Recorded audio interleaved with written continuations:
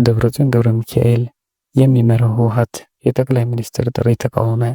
ዛሬ ምሽት ባወጣው መግለጫ የኢፌዴሪ ጠቅላይ ሚኒስትርን አብይ አህመድ የትግራይ ህዝብ ለቀጣይ 1 ዓመት ስልጣኑ የሚራዘመውን ጊዜያዊ አስተዳደሩን የሚመራ ፕሬዝዳንት እንዲተኩም አስመልክቶ ያመጡትን መልእክት የተናጠል ውሳኔ ተግባር ሲል ተቃውሟል።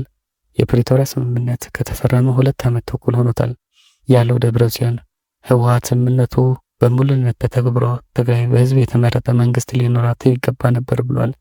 የፕሪቶሪያ የሰላም ስምምነት በሙሉነት ያልተተገበረው የፌዴራል መንግስት በስምምነቱ አስፈጻጸምና አተገባበር በተከተለው የተሳሳተ አካሄድና ፖለቲካዊ ቀውስ እንዲፈጠር መስራቱ ነው ሲልም ክስ አሰምቷል። በፕሪቶሪያ የሰላም ስምምነት አንቀጽ 3 መሰረት ተዋዋይ ወገን ሌላውን በቀጥታ ይሁን በተዘዋዋሪ በፕሮፓጋንዳ ማጥቃት ይከለከላል። ይሁን እንጂ ይሁንን የስምምነቱ አካል በፌዴራል መንግስት በተደጋጋሚ እየተጣሰ ነው ብሏል። የፌዴራል መንግስት ከፕሪቶሪያ የሰላም ስምምነት መንፈስና ይዘት በወጣ አካሄድ አግባብነት የሌላቸው 359 ዝባር 1995 ደንብ 533 ዝባር 2015 ህግና አዋጆች እንዳሻው እየወሰነ ይገኛል የሚል ወቀሳም አቅርበዋል።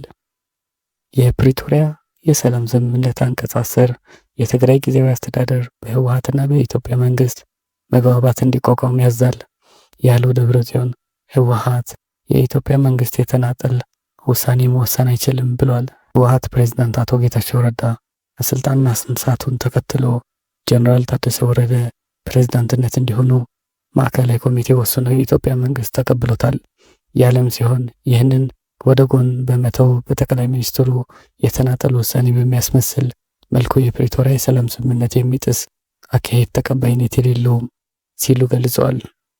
የፌዴራል መንግስት ህዝቡን ከሚጎዱ ግልጽ ተግባራት በመቆጠብ ዘላቂ ጥቅምና የጋራ ሰላም በሚያረጋግጡ ተግባራት እንዲያተኩር ጥሪ እናቀርባለን ያለው ደብረጽዮን የተናጠል ውሳኔዎችን ይቆሙ ብሏል።